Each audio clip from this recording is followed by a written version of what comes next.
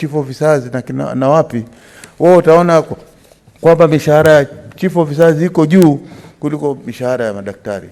Kwa hiyo tutasema kwamba kulinganishana na kisomo na experience ya mtu ndio sababu kuwe na njia ama muafaka maalum kuonyesha kwamba ikiwa umesoma umefika kiasi fulani utapata kiasi fulani, ili hiyo ratiba kama hiyo iweze kufuatwa katika kaunti zote 47. Asante Bwana Speaker. Okay, Senator Cheruiyot. Thank you, Mr. Speaker. Mr. Speaker, the progress of any society, institution, hinges so strongly on the kind of human resource that that particular institution or body can attract. The fact that as a Senate, almost 7-8 years into devolution, we haven't been able to resolve the long-standing issue of how our employees, particularly those who transisted from the defunct local authorities, and those who are employed by previous regimes, that is in counties where a particular governor wasn't elected back into office, are treated, continues to undermine devolution, Mr. Speaker. It continues to do so because it is impossible to progress as a county if you cannot attract the best brains that are available in a particular jurisdiction. Mr. Speaker, it is no secret that many of the people who apply for jobs into counties do so with a heavy heart most of the time. And perhaps many of them just take up the offer because as a last resort. But you will hardly find a situation where people can confidently apply to serve members of the public in a particular county due to political interference. We must be able, Mr. Speaker, as a Senate, to consider, and perhaps this petition presents an avenue for us, to give a long-lasting solution on how we can safeguard the right of workers in our county government, such that despite the fact that one administration may transit office, at least the rights of our workers are not interfered with. And that is the only way we shall be able to ensure that we have the best talents working in our counties, Mr. Speaker, and therefore provide the best services to Mwananchi and ensure that our counties progress. Failure to do that, Mr. Speaker, things will remain as they are, and it will be extremely difficult for us to be proud. I want to believe it was not out of idle duty that the petitioners wrote this petition to this House. They believe in this institution. They know that on each and every occasion that when the Senate is called upon to rise to the occasion and give direction that will influence and shape the future of this country, we have never failed to do so, Mr. Speaker. I hope on this particular petition we shall once again be able to achieve that. Thank you, Mr. Speaker. Thank you. I think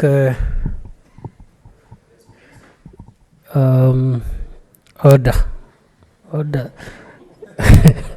Senator Cheruiyot, you have, why are you saying the things you are saying from where you are sitting? No, Mr. Speaker, I could see as if you are squinting. No, so the things you are saying are right, but they cannot be said from where you are sitting. I am much obliged, Mr. Speaker. Because you are basically dishing out opportunities to talk to senators. Apologies. From the backbench. Very well. I think we need to close. Let me see. There is Senator Imana. Who else? Senator Zakaja. Just two. Okay. Let's hear those two and move on. Senator Imana. Thank you, Mr. Speaker. I'd like to add my voice to supporting the petition by the citizens of Machakos that they should be treated right and with respect.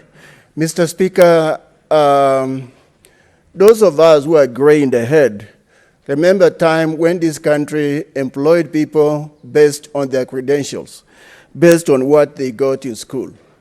There is a trend that is really going around in the country and is taking us downwards by the fact that in counties, in several counties, people are actually given jobs based on their political inclinations, based on who they supported in the elections.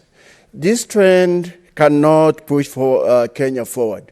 This trend cannot develop Kenya because what it means is you're going to get people with dubious credentials, unable to think, unable to project issues to bigger scales. And then now development is going to be affected because they do not know what to do. They are only sitting there waiting for their salaries. So bundling out people who may have been qualified, who may have worked diligently, is not fair at all. It is us, senators, who should set the rules so that everybody in the country, in all counties, can be treated fairly, so that they get what they deserve. Mr. Speaker, I do support this petition. Thank you. Order, Senator Lagat. You are late, meaning you are raising your hand as an afterthought. Let's hear from Senator Sakaja, because this is a labor issue mainly. Indeed, Mr. Speaker, yes, this is a labor issue. I want to thank the petitioners for raising this matter with the Senate. Mr. Speaker, labor issues have really been a mess in our counties, and we've really been struggling as a labor committee to get a hand on them. We have several proposals, including legislative proposals that we're bringing. Because of the nature of having 47 different public service boards without a coordinated way of working, Mr. Speaker, we have brought to this House a county public service board bill that will help us address many of these things that cut across counties. When we came up with the devolution in 2010, Mr. Speaker, it was not to create ethnic Balkans, that someone who's born in Tharaka Nithi must work only in Tharaka Nithi. There are certain skills that need transferability, that need coordination between counties. And then within counties, Mr. Speaker, we have many cases like this. Non-remittance of statutory deductions. The counties owe the pension funds, the LAP trust and LAP fund, billions, possibly now maybe 70-something billion. So we have a lot of former workers of local authorities, pensioners out there who cannot access money that they worked for over years and years of giving service. So, Mr. Speaker, I want to assure this House that the Labour Committee, which I lead and very ably deputized by Senator Milgo, I think I saw her earlier, will look into this. But on top of it, Mr. Speaker, we shall give that legislative proposal. I hope it can be fast-tracked, so that tomorrow it is not Tharaka Nithi and then Nairobi and then Narok and then Vihiga, because this is happening in all our counties, all 47 counties. So, Mr. Speaker, I want to give that undertaking. If this petition is... Order, Senator Sakaja, would you like to be informed by Senator Wambua? Of course. I don't know anyone who would refuse such an opportunity. Senator Wambua? Thank you, Mr. Speaker. The Speaker, the Senator for Nairobi has touched on a very important issue, on the issue of non-remittance of statutory deductions. The Speaker, the painful thing about it is that money is already deducted from employees. So from their salaries, the money has been deducted. But the county governments have not remitted that money to the trust fund, and somebody has definitely pocketed that money. Mr. Speaker, this is a criminal case, really.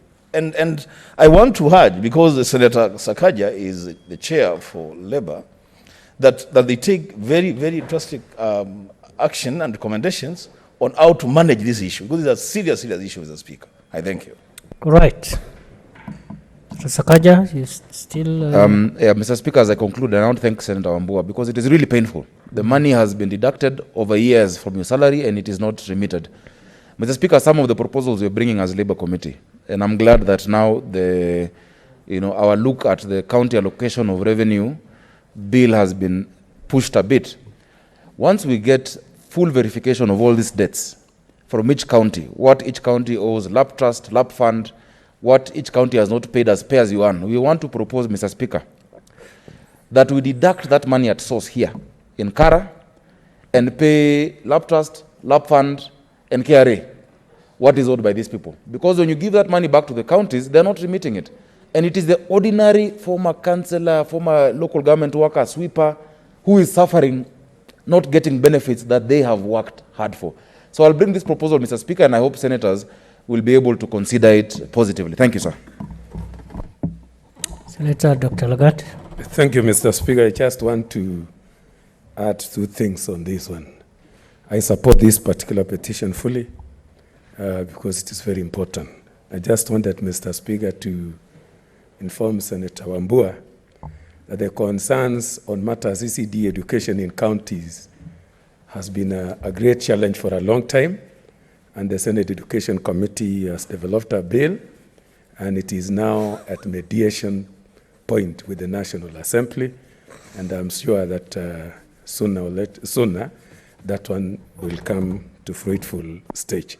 Another one, Mr. Speaker, I just want to add that we need to solve this issue very seriously. Most of us have observed the reports from Auditor General more often than not. And if you check, this particular area has been used as a loophole by most of the counties to misuse the money that we actually give to the counties in the name of human resource development. You'll find out that in most of the counties, the recommendations by the Auditor General is that there was a seminar for 2 days, there was a seminar for 3 days, and it is taken as if it was a complete training for workers. And if you check the money that is spent in such an area, Mr. Speaker, is so much so that unless we check on this one, it is a great loophole for the corruption in our counties.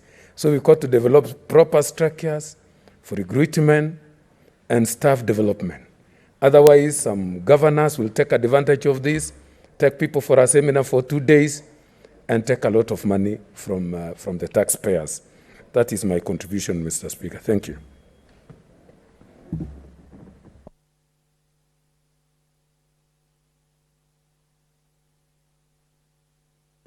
Honorable Senators, pursuant to Standing Order 232.1, the petition should be committed to the relevant standing committee for its consideration. In this case, I direct that the petition be committed to the Standing Committee on Labor and Social Welfare.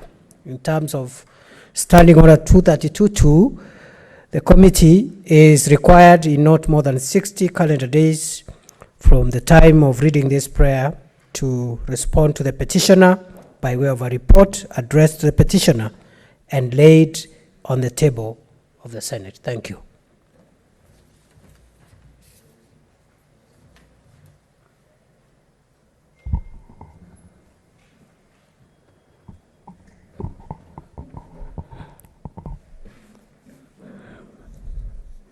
Very well. Other senators, I have a communication to make.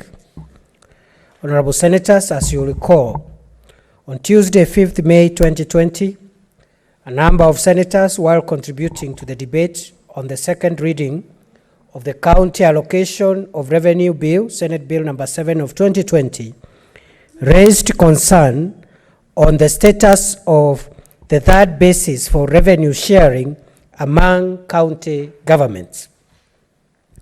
Following the concerns raised by the senators, the chairperson of the Standing Committee on Finance and Budget moved that debate on the county allocation of revenue bill, Senate Bill number 7 of 2020, be adjourned pursuant to Standing Order 105. The adjournment was done on the premise that senators required a forum for consultation on the third basis for revenue sharing among county governments before proceeding with the second reading of the bill. Honorable Senators, in compliance with the directive of the Chair, the Standing Committee on Finance and Budget, in collaboration with the Commission on Revenue Allocation, has organized a meeting for all senators to discuss the proposed third basis for revenue sharing among county governments. The event will take place on Thursday, 14th May 2020, at the Bomas of Kenya in Nairobi from 8 a.m. All honorable senators are invited to participate in this crucial meeting. Senators may confirm their participation with the office of the clerk of the Senate for purposes of planning. Thank you. Next order.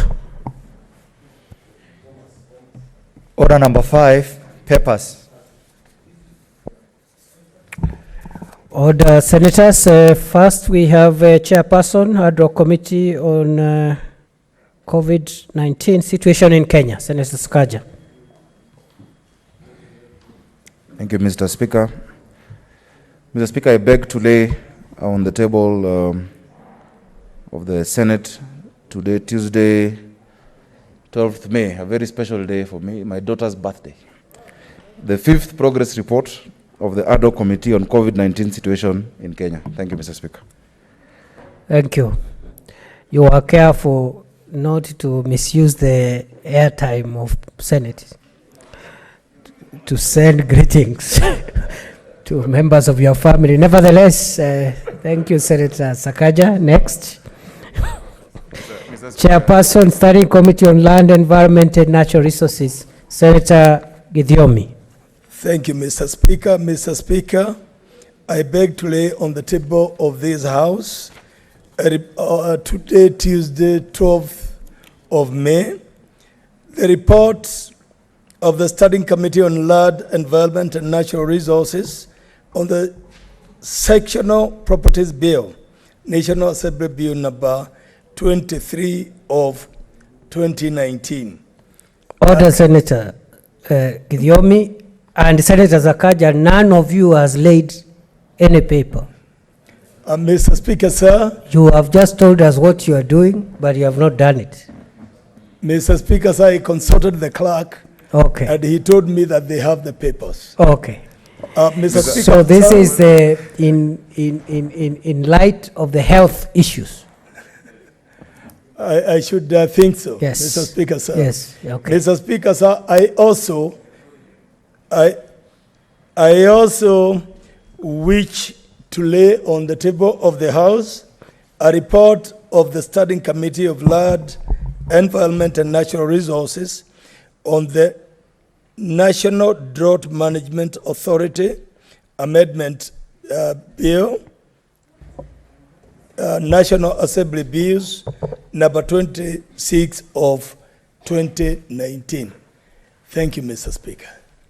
Very well. Next order. Order number 6, notices of motion. Chairperson, Ad hoc Committee on COVID-19 situation in Kenya, Senator Sakaja. Thank you, Mr. Speaker. Mr. Speaker, I beg to give notice of motion on the 5th progress report of the Ad hoc Committee on COVID-19 situation in Kenya, that the Senate adopts the 5th progress report of the Ad hoc Committee on COVID-19 situation in Kenya, laid on the table of the Senate on Tuesday, 12th May 2020, and which I have laid electronically.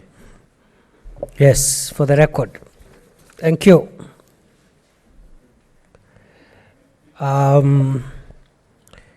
Next order.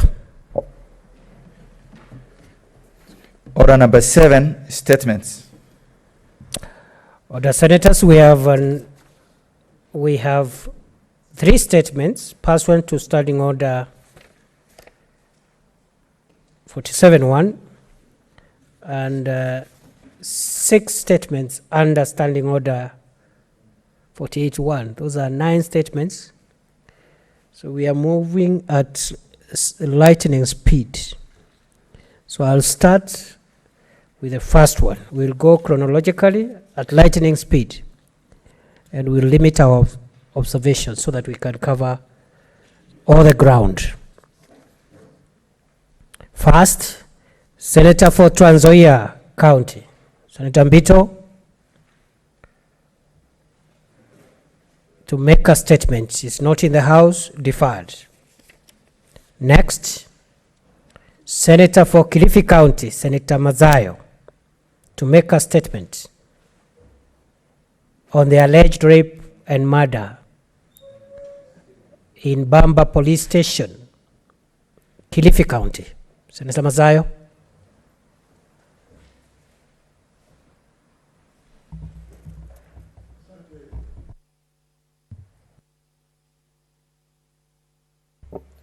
Asante Bwana Spika.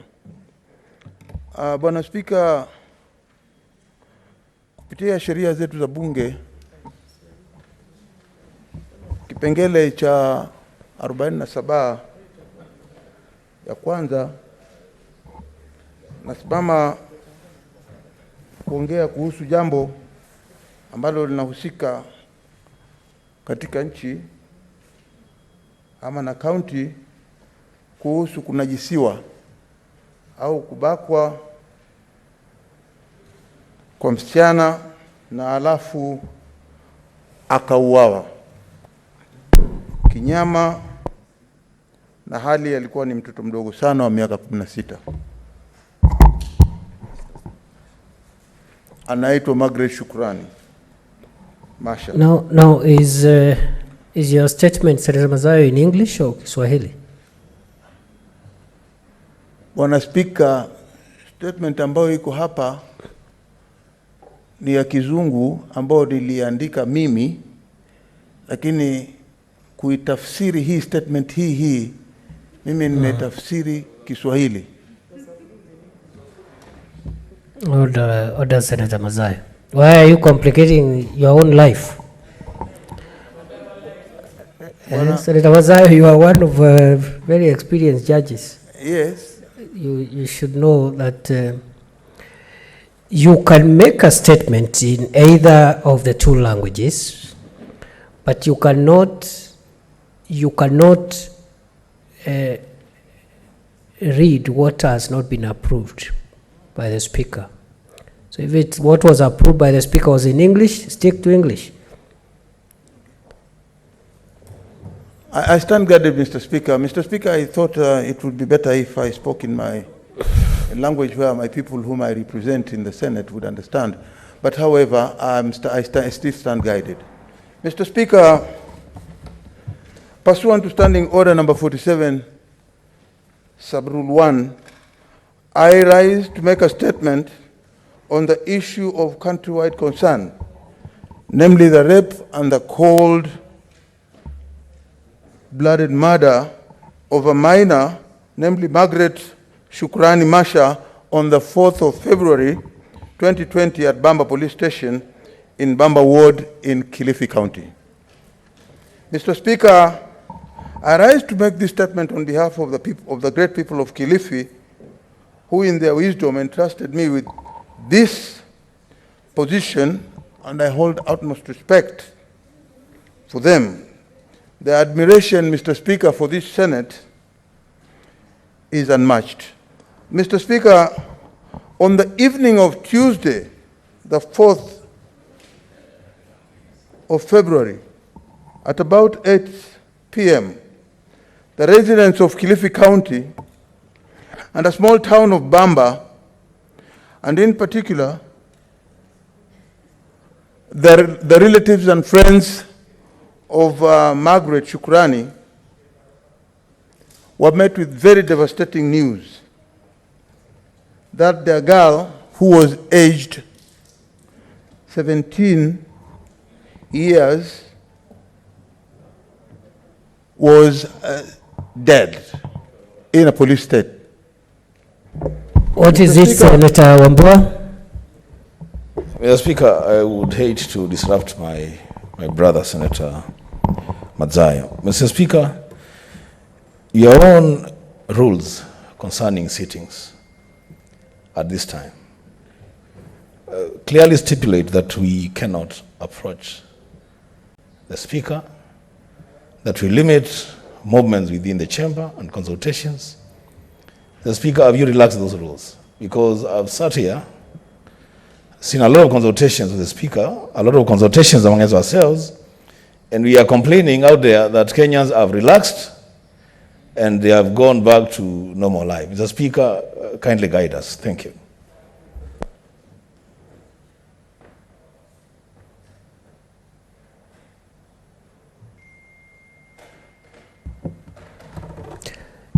Yes, I think I have also observed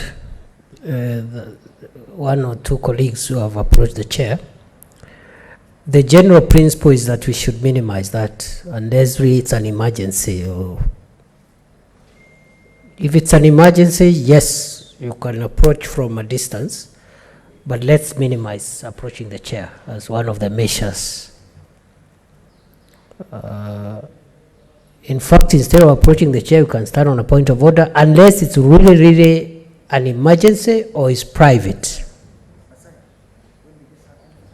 Very well. Senator Mazayo.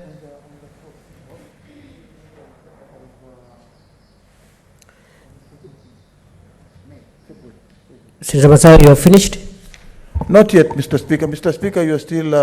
I finished giving the direction. I'm much obliged. I'm much obliged. Mr. Speaker, last year, in 2019, the late Margaret had been defiled by unknown persons. But investigations conducted, some suspects were arrested. And they were taken to court and charged, and the matter was coming up for hearing. Mr. Speaker, in the evening of the 4th, the late Margaret, in the company of her own mother, went to Bamba police station to meet up with a police officer concerned with the investigation that the matter was coming up on the 5th, who was handling this matter. Because they wanted to borrow to ask for a lift, as they could not afford the fees, the fare to travel to Kilifi, Lokots, which is approximately about 50 kilometers away. Mr. Speaker,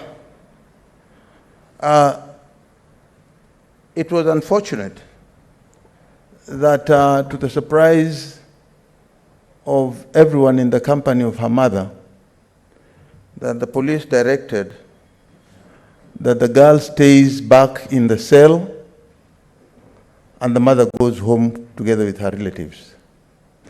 They complained about that because they did not know the reason why the girl should stay behind. But well, as the police had already ordered them to leave the station, Mr. Speaker, the poor lady or the mother had to leave. At around 8 p.m. in the same evening, the mother was contacted through the neighbors, and she was told that her daughter Margaret had died in that police cell. Family and friends quickly rushed to the police station, and upon arrival, there was a police van. The police van was carrying the body of Margaret, and it was leaving for Kilifi County Hospital mortuary. The relatives attempted to stop the vehicle, but all efforts to do that, they couldn't. They had carried the body, and they didn't want the relatives to see the body, neither the mother nor the friends around. And the police vehicle had to leave without the mother having seen the body of her own daughter, the dead body of her daughter. Mr. Speaker, on February 9th, that is about 4 days thereafter, I, together with the distinguished senator for Mombasa, Honorable Faki, who is an advocate of the High Court of Kenya, we visited the police station, Bamba police station, to find out the circumstances surrounding the death of the late Margaret. Mr. Speaker, at the police station, we were shown a photograph which was taken through a phone camera. And it was alleged that the lady had committed suicide by hanging herself. Mr. Speaker, that photo raised many questions. Because one cannot hang themselves with a rope that is shorter than they are. Mr. Speaker, the doors where she was hanging on were shorter. The door where she was hanging on was an ordinary door, a police cell. And this girl was hanging there with a hijab, but her feet were touching the ground, meaning thereby that it was not possible for one to hang when you are stepping on the ground. Mr. Speaker,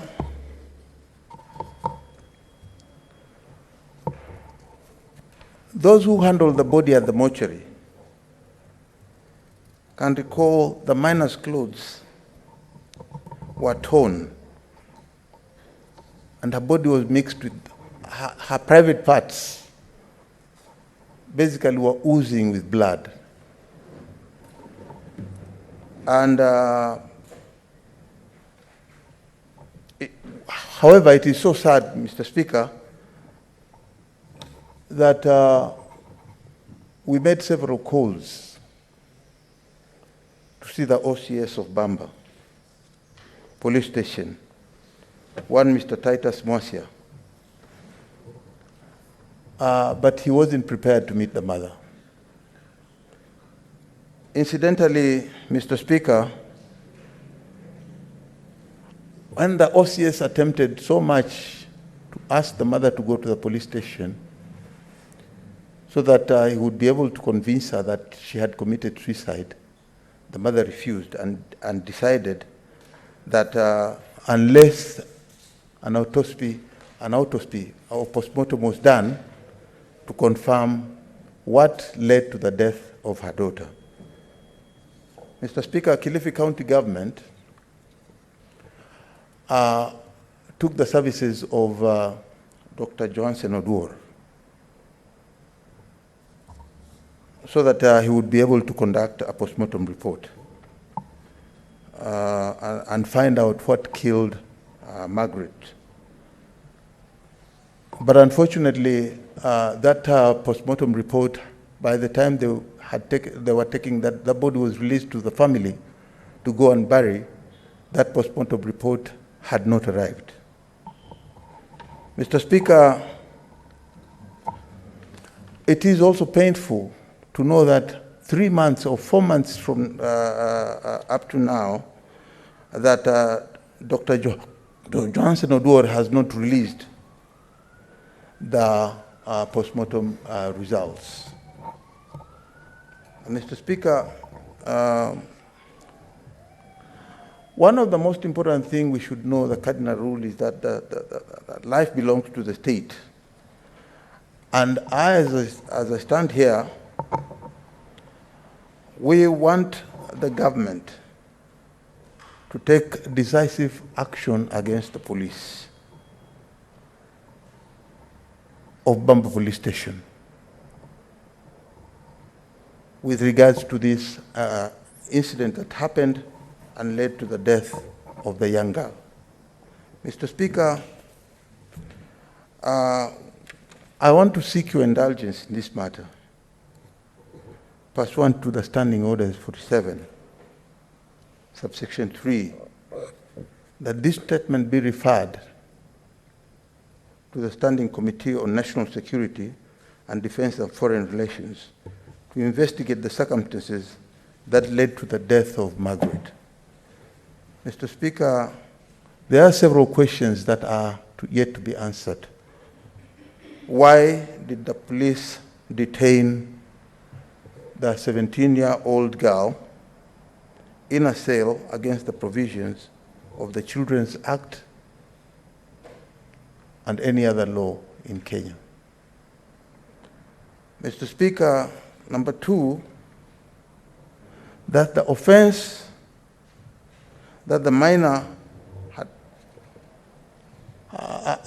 an offense that the minor had committed so that the police would be able to detain her should be disclosed, because they had gone there to seek for transport, to be taken to the police, to be taken to Kilifi Law Courts, to be able to give their evidence with regards to this rape that had taken place and which had already been recorded in the police abstract of Kilifi and Bamba, and the case was coming up the following day. Mr. Speaker,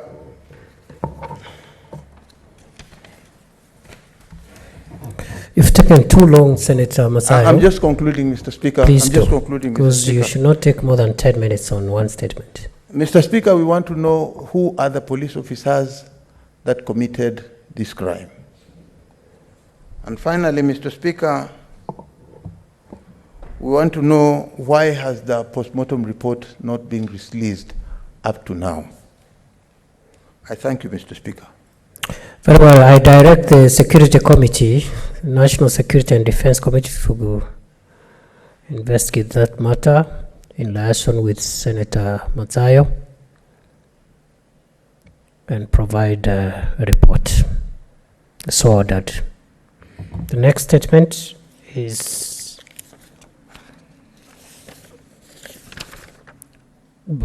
by Senator Maura, not in. Senator Maura, deferred. Next, Senator Kasanga.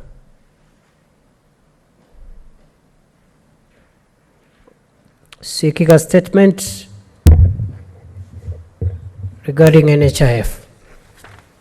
Yes, Mr. Speaker, thank you. Mr. Speaker, sir, I rise pursuant to Standing Order 48-1 to seek a statement from the Standing Committee on Health concerning the operations of the National Hospital Insurance Fund, NHIF. In the statement, the committee should explain the factors leading to the decline in growth of the NHIF that led the scheme to posting a loss during the year of 2019. State the measures, if any, that have been put in place to ensure contributions by public towards the fund are not pilfered, and that there is no disruption in payment of benefits to members in light of the challenges currently being faced by the NHIF. 3, provide information on funds deposit from member vis-a-vis honored and pending claims raised by hospitals arising from medical services provided to members of the scheme during the last 2 years. Thank you, Mr. Speaker. Very well, thank you. That's how it should be. Health Committee, Senator Mbito is not here. I'll also exercise discretion in that matter and ask the Health Committee to deal with that issue in 2 weeks. We'll provide a response to the House. In 2 weeks, NHIF is a sensitive health issue. Next, Senator Paul Mwangi Githiomi, Senator Fonyandarwa is not in, deferred. Next, Senator Kwamboka, deferred on the request of the Senator. Next, Senator Fatuma Dulo, MP, to seek a statement on challenges experienced in Isiolo County relating to COVID-19 pandemic. Mr. Speaker, I rise pursuant to Standing Order 48-1 to seek statement from the Standing Committee on Health on the challenges currently experienced in Isiolo County relating to COVID-19 pandemic. In the statement, the committee should ascertain the legitimacy of the alleged launch of the 13 intensive care unit and high dependency unit beds, ventilators, by the Governor of Isiolo County on 12th April 2020. Number 2, investigate the alleged intimidation of the Isiolo County resident by the officials after the circulated video and photographic evidence on open source media showing the said 13 beds being transported from Galaxy Hospital Annex, a local private hospital, to the Isiolo Referral Hospital. Number 3, conduct an inquiry into Isiolo County executive expenditure on the 40 million allocated for COVID-19 virus preparedness and make the findings public. Finally, explain the measures the committee intends to put in place to ensure transparency and accountability in the counties during the COVID-19 pandemic response. I thank you. Well done. Senator Sakaja, you have heard what Senator Dulo has said. Pursue it in the context of the ongoing mandate, and in your reports, which are weekly, you can cover that issue. Next, Senator for Bungoma County, Senator Wetangula, is not in. It's deferred. Next, Senator for Vihiga County, Senator Khaniri. Mr. Speaker, I thank you for the opportunity. Mr. Speaker, pursuant to Standing Order 48, I rise to seek a statement from the chairperson of the Committee on National Security, Defense and Foreign Relations concerning the increased incidents of burglaries and general insecurity in the country during the nationwide curfew. There has been a number of robbery incidences all around Kenya, and Vihiga is no exception. Mr. Speaker, on the 14th April 2020, 3 thugs were killed by angry villagers in Chandumba village because of robbery cases. On 24th of April 2020, 3 different killings happened in the Chamakanga, Busali ward, and in the same month, 2 more killings and robberies have happened in Shamahoho and Mago of Vihiga County. Therefore, in the statement, the chairperson should explain, number 1, the reason for increased incidents of burglaries and robberies during the curfew period throughout the country, yet there would be an expected improvement in security as nobody is allowed outside except the police. Number 2, what measures the Inspector General of Police is undertaking to address the increased reports of burglaries, some of which are allegedly committed by members of the disciplined forces, and what they are doing to improve security in Vihiga County, especially in market centers where break-ins have become rampant. I thank you, Mr. Speaker. Well done. Very well, Senator Githiomi, you're back. You can seek your statement. Point of order, Mr. Speaker.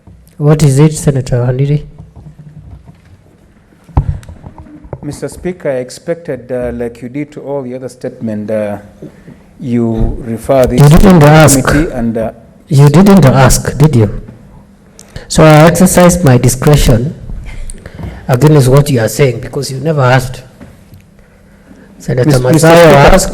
Mr. Speaker, Senator Mazayo was under 47-1. Yes. I am under 48.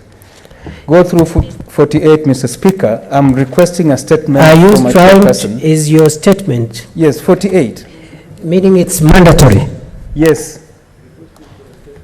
Yes, Mr. Speaker. I'm requesting a statement from the chairperson, and therefore it is mandatory that it be referred to a committee. So you are And I under would wish that, Mr. Speaker. Speaker, you give some time limits on the response. So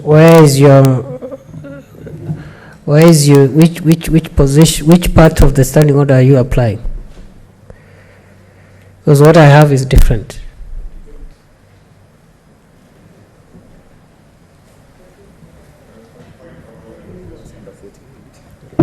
Mr. Speaker,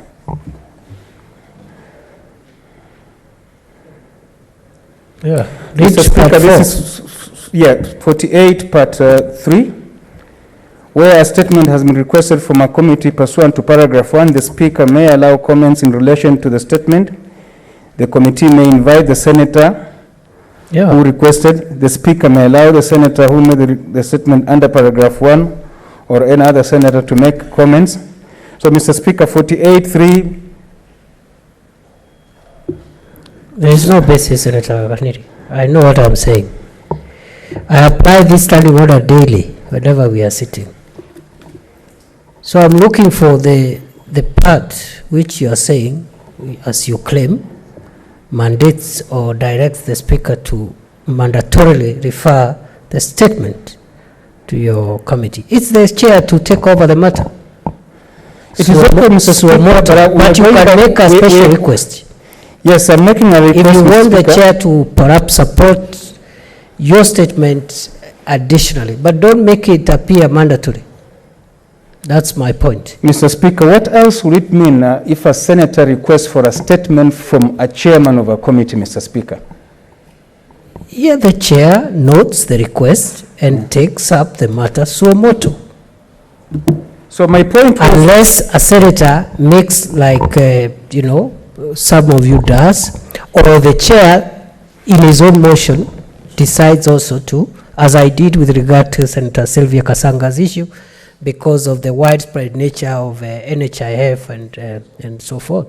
So anyway, instead of too much ado, where is the chairperson?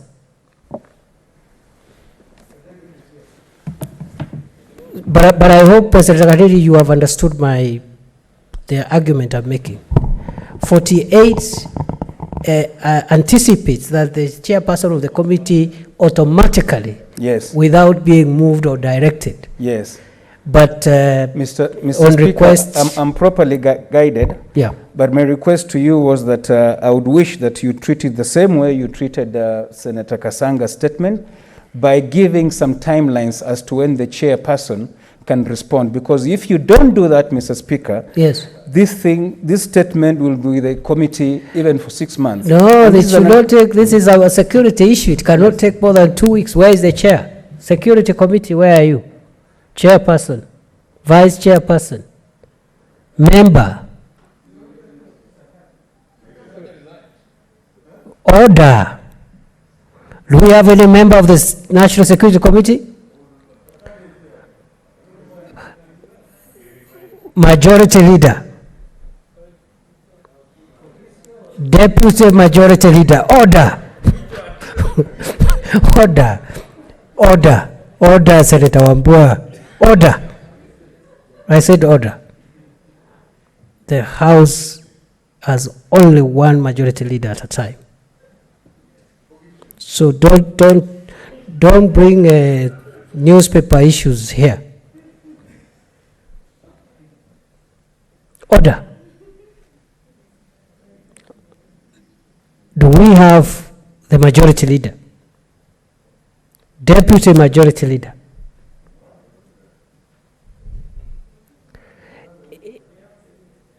Any chairperson from the majority side? On behalf of the majority leader. Mr. Speaker, we'll bring this to the attention of the committee so that they can expedite the response required by the member. In 2 weeks, provide the response in 2 weeks to Senator Bring Khanil. that information to the attention. In 14 days, Thank you. yes. Thank you. Thank you, Senator Mahmoud.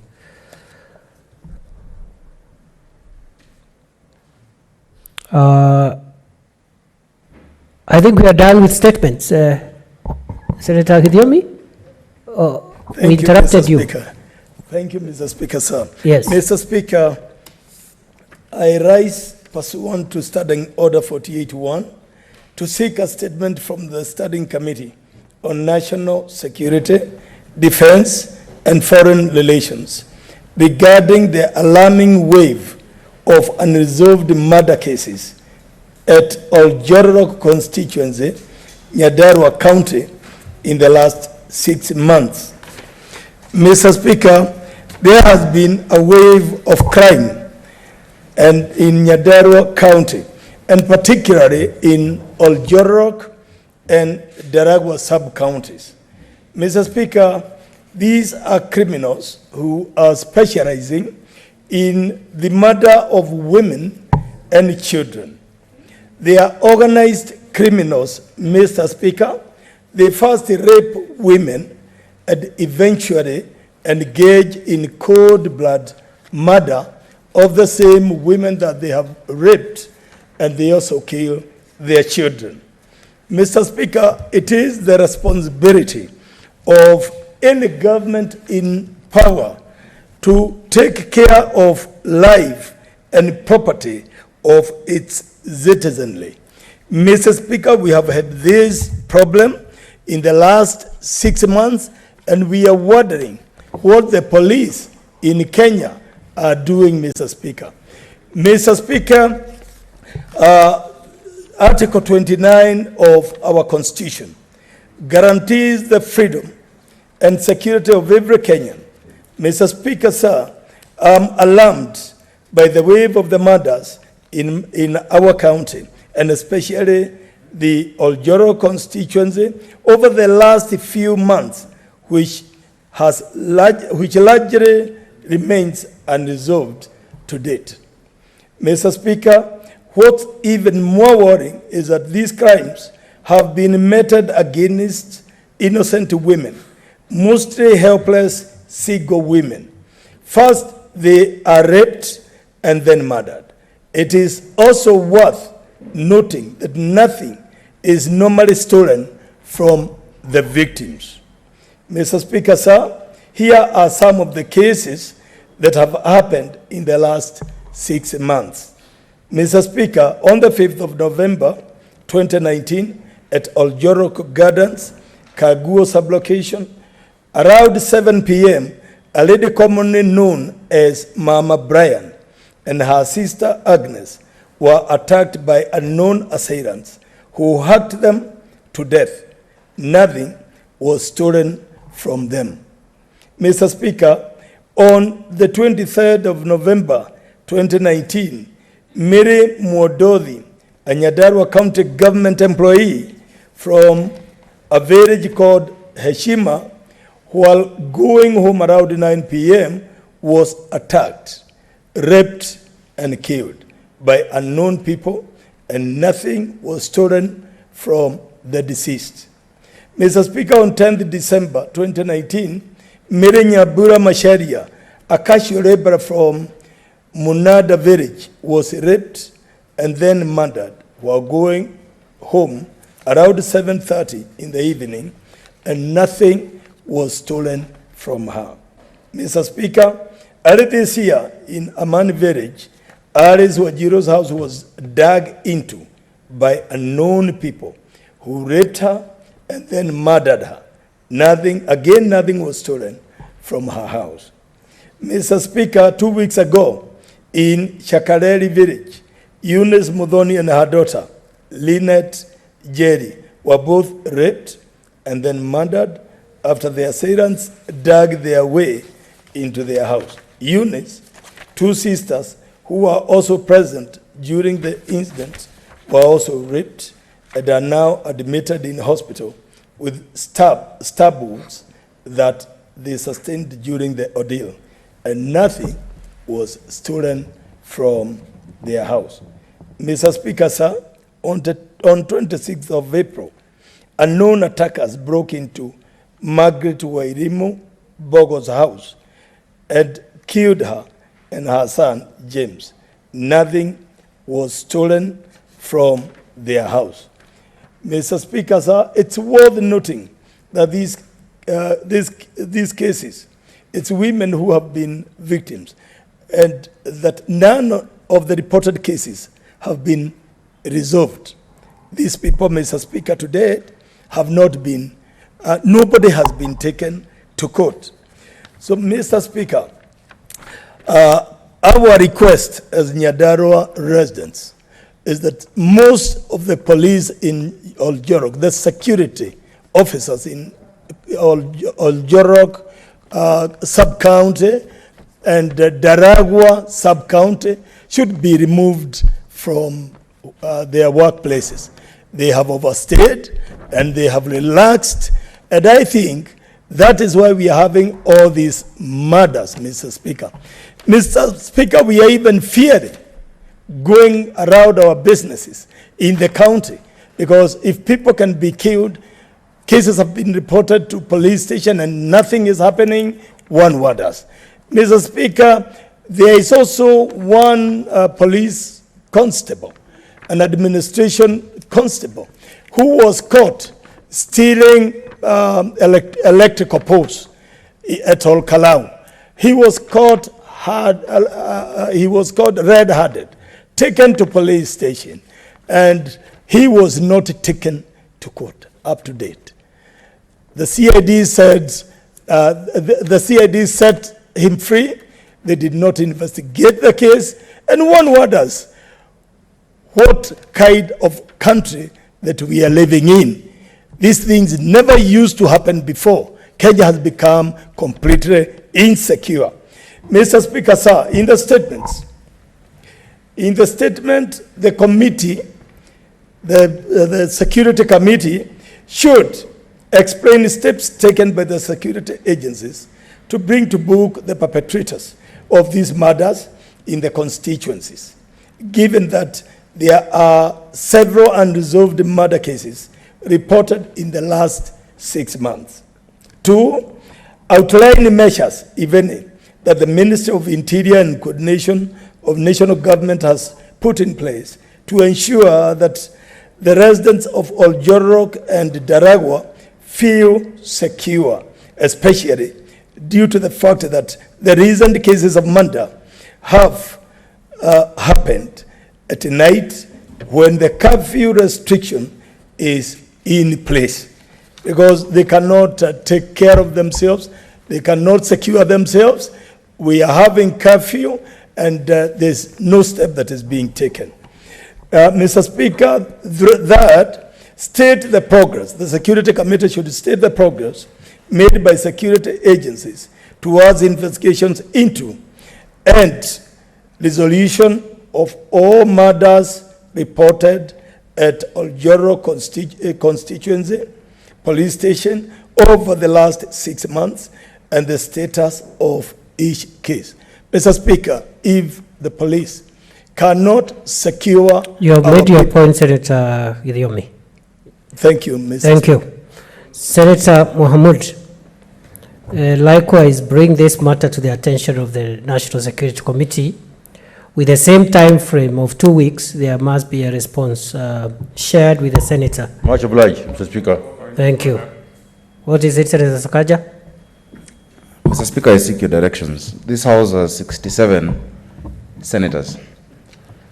Due to Corona, members always try to fight for space to be in the designated list of only 28, Mr. Speaker.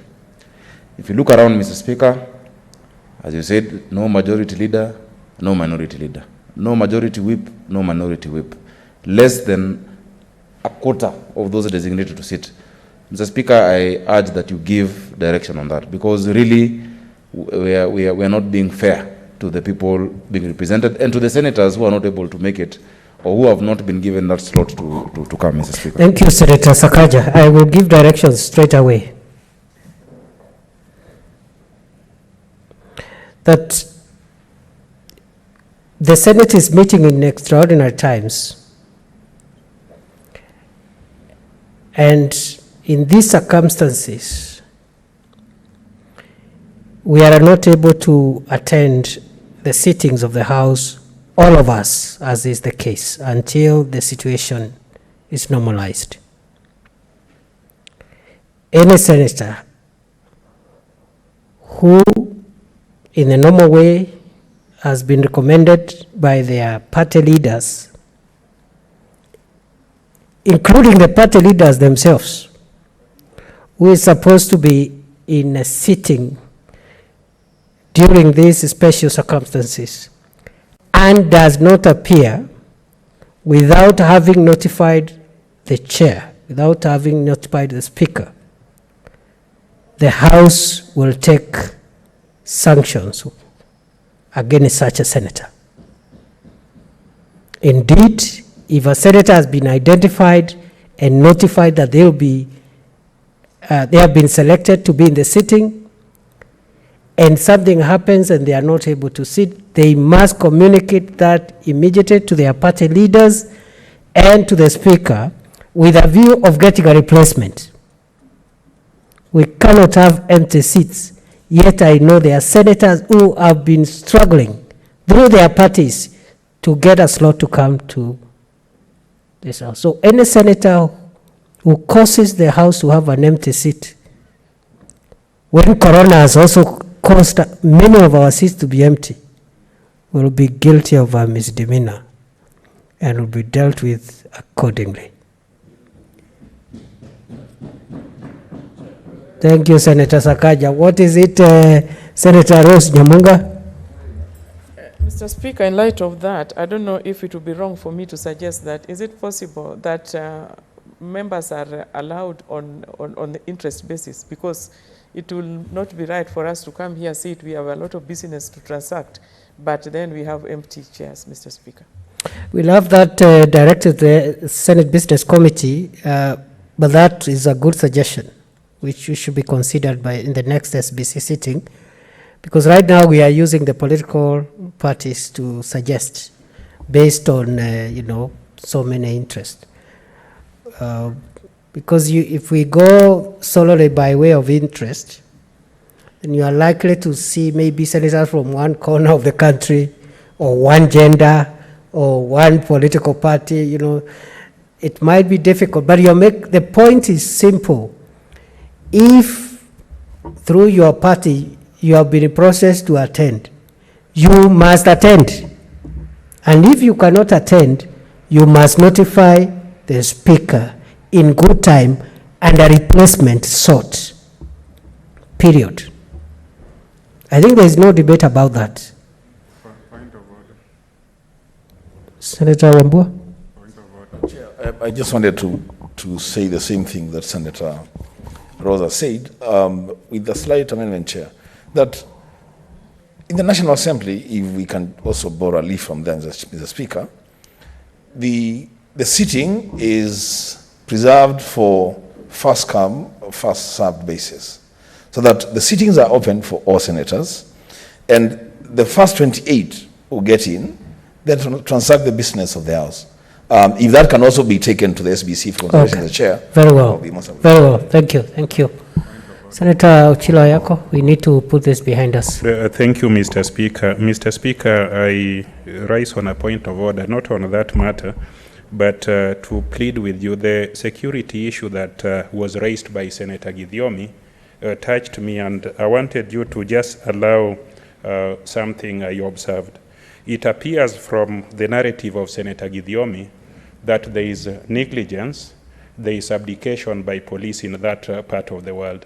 You had the litany and the gruesome manner in which innocent women were murdered. Would I be in order to ask you to include in part of the directive that disciplinary processes be instituted with a view to demoting the responsible commanding officers in those areas? We cannot have a situation where people are killed and killed and killed, and then all we are asking is for a report. So the committee dealing with it, Mr. Speaker, should also come to us with information as to what disciplinary action, including demotion, that should be meted out against these police and dismissal police officers who have authority, who have intel, and who have guns and cells, and are doing nothing as our people get murdered. Thank you, Mr. Speaker. Very well. I direct that the additional issue raised by Senator Ochilo Ayako, unless Senator Githiomi has an objection, Mr. Speaker, sir, I have no objection. You have no objection. It's quite good. Yeah, it's being included as well, so that the committee should recommend, in the event of any officer being found to have been negligent or culpable in any manner or acted unlawfully, I direct the committee to suggest measures against and sanctions to be carried out against such officers. Concrete measures. Next order. Order number 8, the Livestock and Livestock Products Marketing Board Bill, National Assembly Bill number 2 of 2019, first reading. A bill for an act of parliament to establish the Livestock and Livestock Products Marketing Board and for connected purposes. Next order. Order number 9, the Pandemic Response and Management Bill, Senate Bills number 6 of 2020, second reading. Chairperson, Ad hoc Committee on COVID-19 situation in Kenya.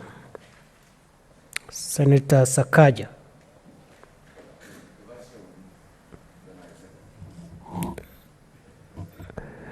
Very well. Mover.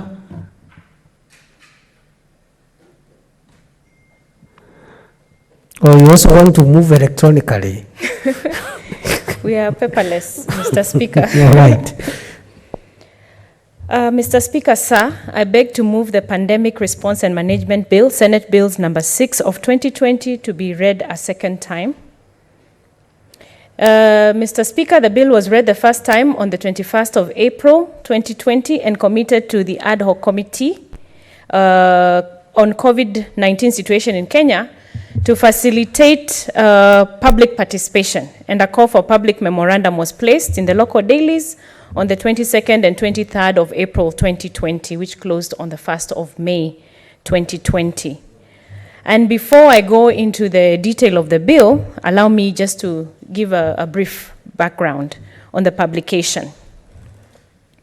As you're aware, Mr. Speaker, on 31st of March 2020, the ad hoc committee on the COVID-19 situation was established here in Senate. And we were tasked with several matters to address, including the financial assistance to vulnerable persons and groups, the protection of residential and commercial tenants, protection of employees from job losses, and the easing of legislative and regulatory requirements for doing business. That was part of our mandate, sir. Mr. Speaker, I've severally reported, well, we have as a committee severally reported in the House every week since the establishment of the committee. And before embarking on this task of the bill, Mr. Speaker, we were able to frame all the issues that were given to the committee into 5 thematic areas. And these were the health area, the health issues, economic and financial issues, social order, public order and human rights issues, access to food, water and other basic commodities, and support services and cross-cutting issues like ICT and others. So after we identified these thematic areas, Mr. Speaker, we then invited members from the public to come and give us, their views and their feelings on the issues of COVID-19 under these thematic areas that we had formed. And the response was overwhelming, Mr. Speaker. We had over 160 submissions coming in, and we still have a few more still coming in. And I want to really thank all the organizations and persons, individuals, members of parliament who came forth with this request that we had given them, because it is upon this basis that the bill was formed. So when we received the views from the public, we did a comparative study on how other jurisdictions around the globe had responded to the pandemic, and especially on issues of policy and legislation. And the committee resolved that it was imperative to have a legislation. It was the only method we could see that would have the future at heart, something that was for posterity. And Mr. Speaker, our proposal to come up with the legislation should not be construed to mean that the government of the day has failed in handling the COVID-19 pandemic. Actually, very far from it, Mr. Speaker. We have engaged various ministries and government agencies, and we've been brought to speed on up-to-date issues on what they're dealing with. And the social dialogue extended to private partners, we commend the government's effort in trying to avert the pandemic, Mr. Speaker. And by proposing this bill, we just want to make it easier and seamless next time by putting the structures in place. Mr. Speaker, a pandemic is a rare phenomenon, and the nature and characteristic of a pandemic is not predictable. And the measures needed to manage, they may vary from one pandemic to another. And history has shown that pandemics have so far bombarded the world, ranging from plagues, smallpox, to different strains of flu, and they've been overcome by, embracing varied measures, Mr. Speaker. Therefore, having a straitjacket legislation may not just be effective. And this is why we notice that the bill proposes measures that are not too restrictive in order to give that wiggling room that is necessary, depending on the nature of the pandemic that, God forbid, we may face again. And then after publication of the bill and close of submission of public memorandum 1st of May 2020, we have so far received 64 submissions on the bill, Mr. Speaker, from organizations and from individuals. And fellow senators have also had immense support. We've had submissions from Senator Beth Mugo and Senator Ochilo. We want to thank them very much. In fact, we shall be inviting them to address the committee on this issue. Having said that, I will go through some of the provisions of the bill, Mr. Speaker.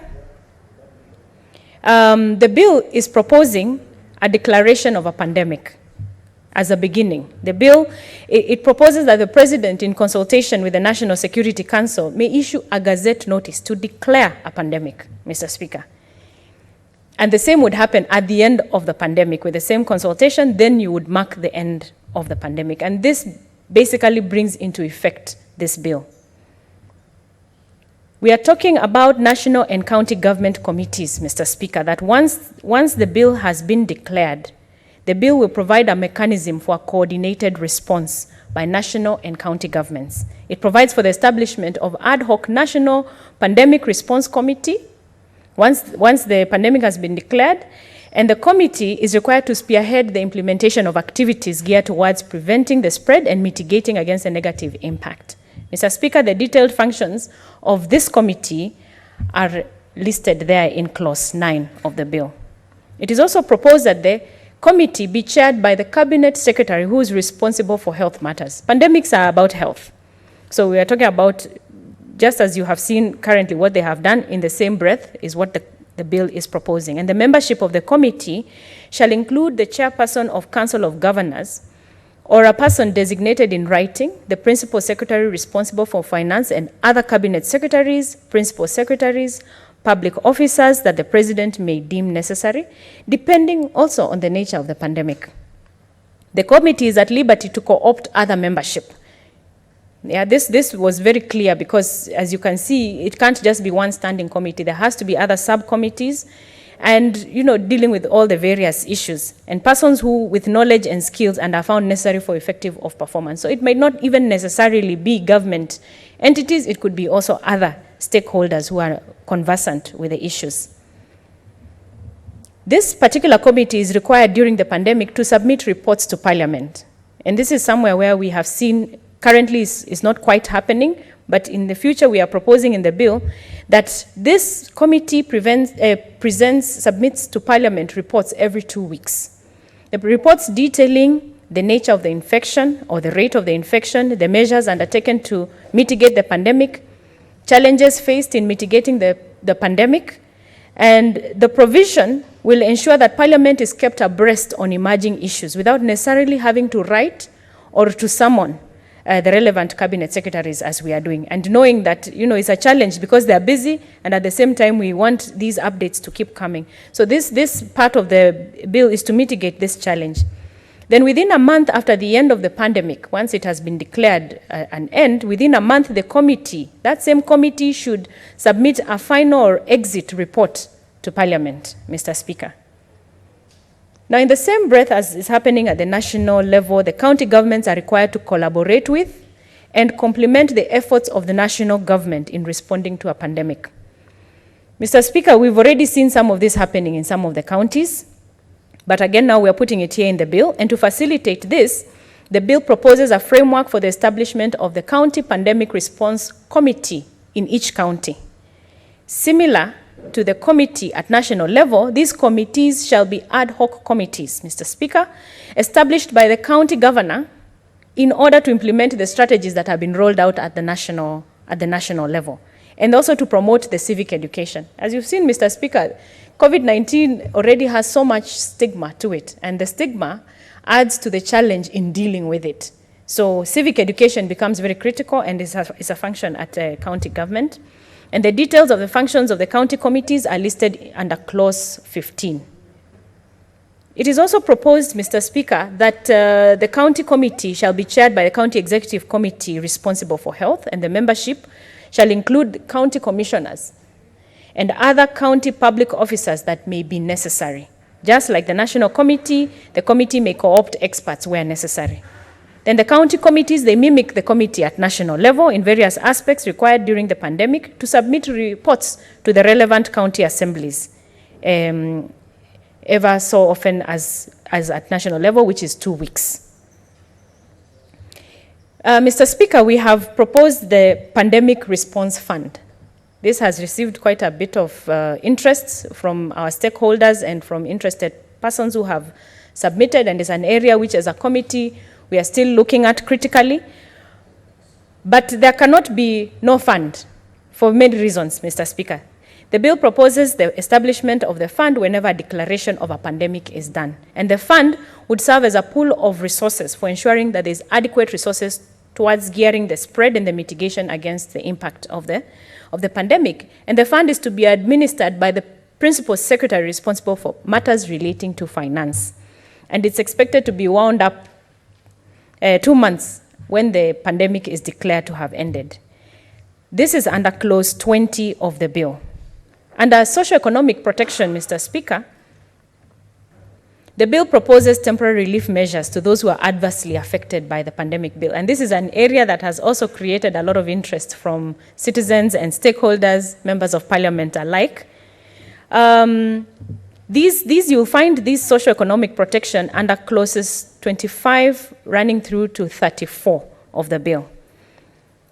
Some of the proposals include national government and county governments being required to put in place social safety measures designed to support vulnerable persons, vulnerable households, the informal sector workers whose incomes have been disrupted by the pandemic, Mr. Speaker.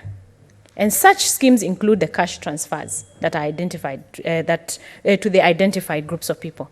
Then the relevant national and county government agencies may, during a pandemic, waive water and electricity charges for identified vulnerable persons and households in consultation with water and electricity service providers. You know, Mr. Speaker, I have to read this very carefully because a lot of people have really misinterpreted the spirit of what we want to do in this section of the bill, and I'm sure the chairman, Senator Sakaja, will give a highlight on some of these issues. So where a pandemic affects the financial capacity of a tenant to meet their obligations, the tenant shall give a notice in writing to the landlord and that they are unable to meet their obligation because of the pandemic, and upon receipt of that notice, the parties shall enter into agreement. Again, Mr. Speaker, I know the chairman will speak to this because it has brought a lot of controversy. In fact, once the bill was published, we even had to go on air to just make, to clarify what the bill intends to do because it had raised quite a lot of issues.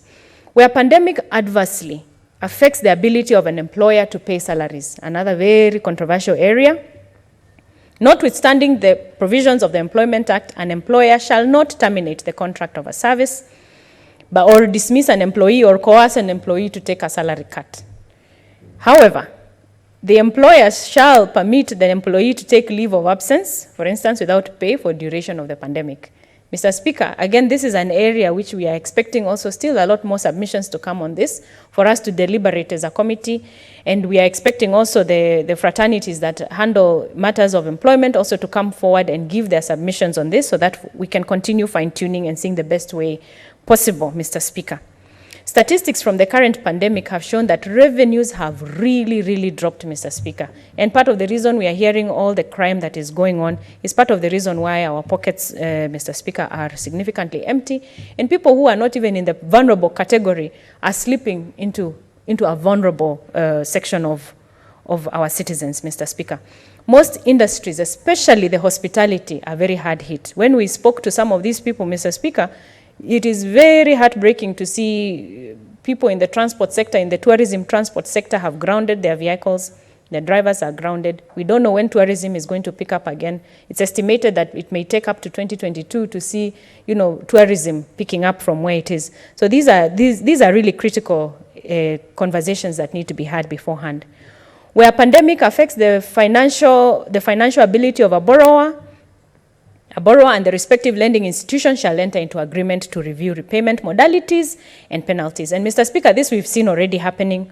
In a committee, we've had conversations with the Bankers Association. We've had conversations with the central bank governor, and we know a lot of people with loans have already gone to their banks to have their loans restructured. And the central bank has given a few reprieves to ensure that the citizens are cushioned from extra charges that come from some of these conversations. So again, we are putting in these structures here so that in future, we don't have to start digging up again what do we do or what did we do then and we need to do now. County governments may suspend fees payable for renewable trade licenses and payment of property rates during the pandemic. Again, another proposal. Mr. Speaker and honorable senators, these are not exhaustive provisions. And I know we may need to rephrase them even as we go ahead with the bill. And we may need to even include a few other provisions here so that we don't abuse anyone. The employer is a critical part of this economy as much as is the employee.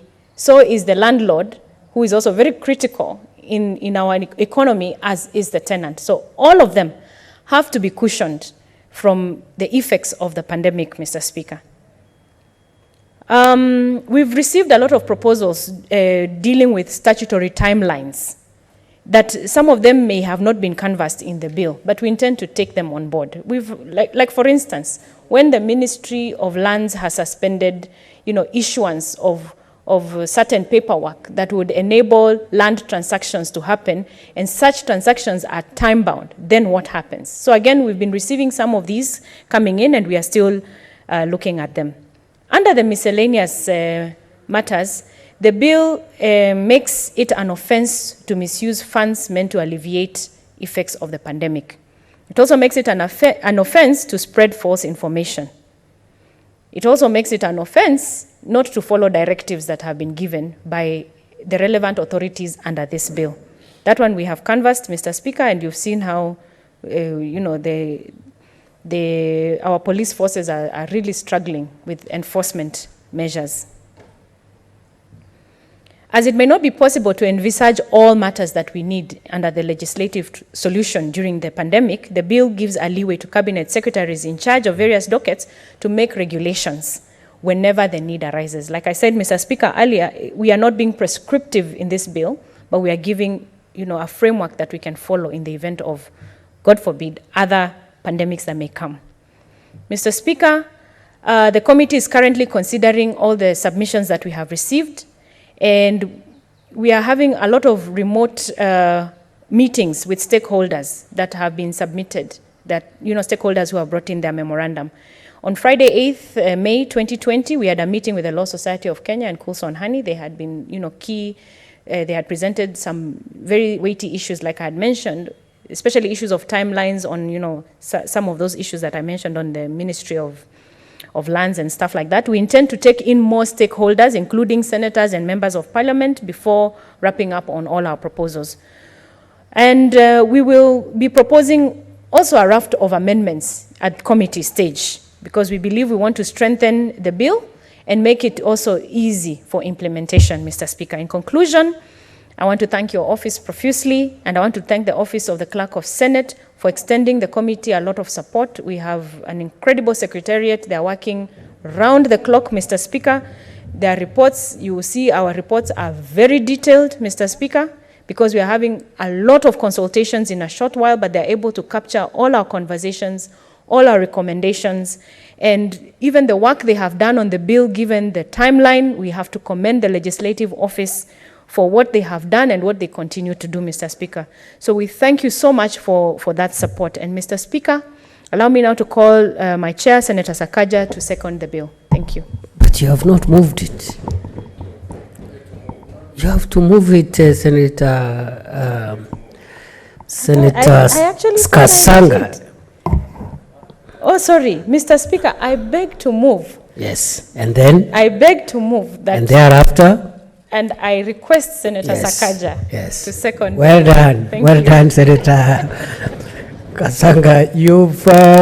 You have come from far since the days of the shoe debacle.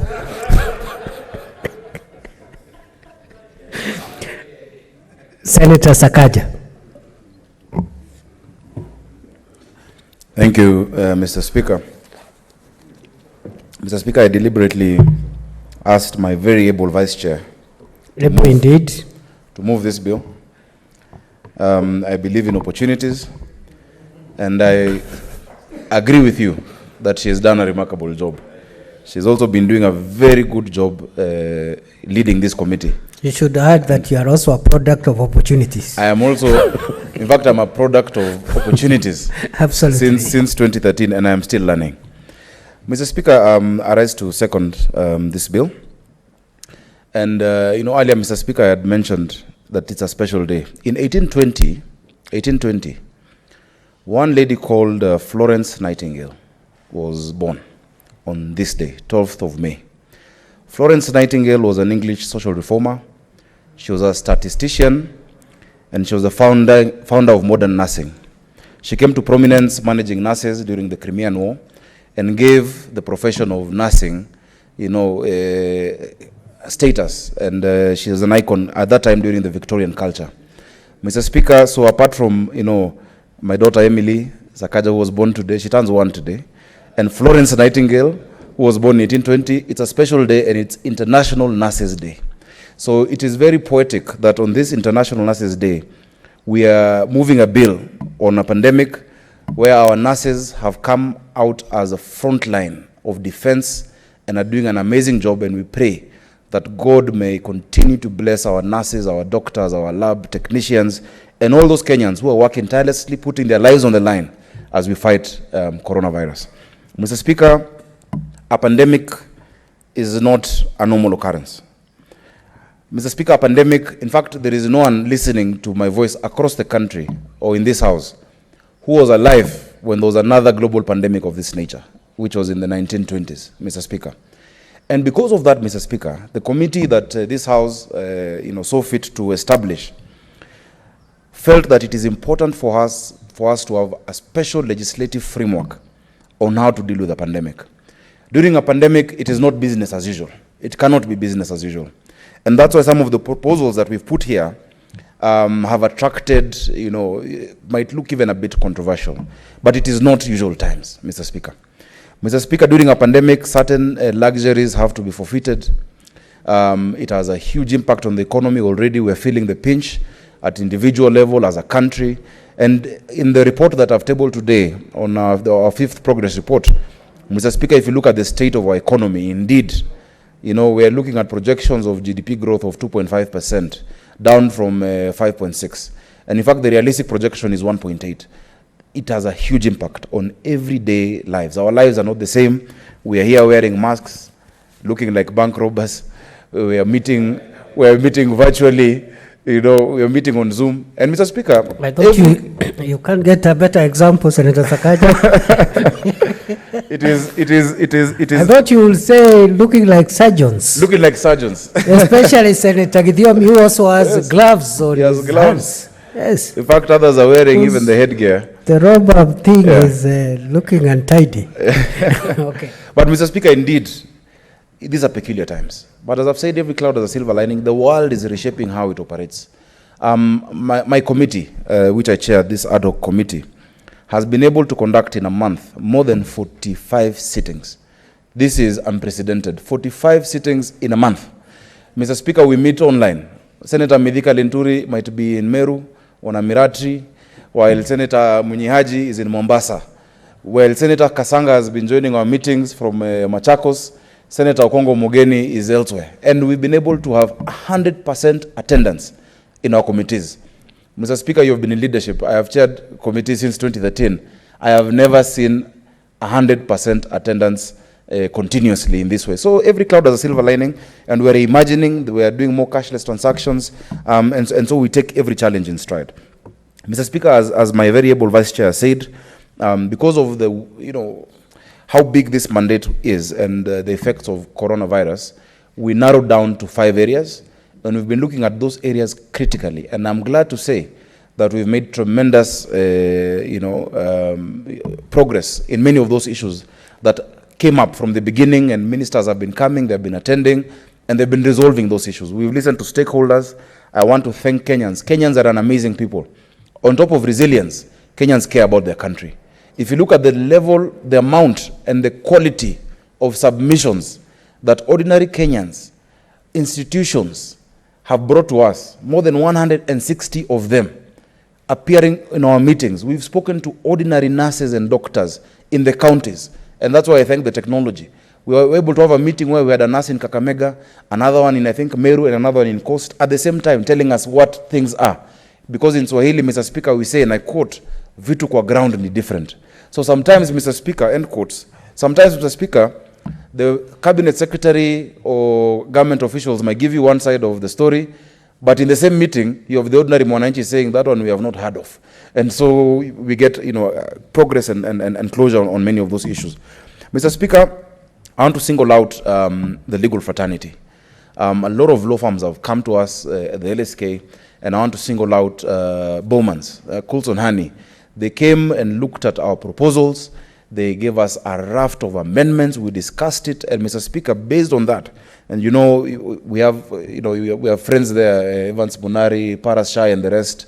The kind of interventions that they propose, Mr. Speaker, are very practical.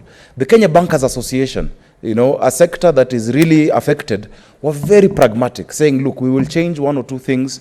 Yes, that makes sense. We are talking to our clients. Mr. Speaker, as of last week, that received more than 20,000 requests by clients to restructure loans amounting to 160 billion. And they said they've acceded to those requests. A pandemic is a time for Kenyans to come together. It's a time for leadership to come together.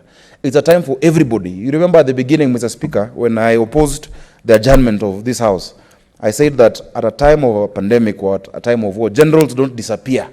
Generals must be in the front line. We can't say we go home as Senate, yet everybody else needs solution and oversight. And Mr. Speaker, after that, we've been able to see real generals in the name of members of this House, private citizens, public institutions, the Ministry of Health, and I want to single out Senator Mutahi Kagwe. When he came to the meeting, he insisted he is still Senator Mutahi Kagwe for the tremendous work they're doing. But I would like to reiterate that oversight has not been suspended. The rule of law has not been suspended. For anybody who assumes that the Constitution has been suspended at this point, it has not. And so we continue interacting with them. Even as we affirm them, we're still oversighting and tell them where things are not going well and where things need to be looked at.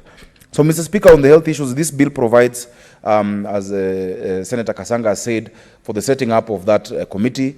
This bill takes primacy when it's in operation. It is only in operation when the president has declared a pandemic. Now, there are World Health Organization protocols of how a pandemic is declared. Yeah. So the World Health Organization, based on its analysis, based on reports it gets from state parties, declares and writes and actually communicates to presidents of state parties. Now, what we've provided for in the bill is that the National Security Council, on the advice of the Cabinet Secretary for Health, then recommends to the president the declaration of a pandemic. When the president then declares there's a pandemic, this bill takes effect. We also provide for when the president declares the pandemic is over, and this bill stops taking effect. So any other law at that point that is in contradiction to this, Mr. Speaker, you're a law professor, I cannot even try to tell you the doctrine of implied repeal or the doctrine of precedence or primacy of a law at the point of its application. At that point, if any other law is in contravention to this, and of course with the hierarchy of laws, that doesn't include the Constitution, then this takes effect and this takes full force, Mr. Speaker, at that time. Now, these committees are set up and they are to include, the private sector told us, look, you're setting up a committee only of government, amend, and let us also be in there in case we're needed. And that's why I'm saying a lot of good proposals.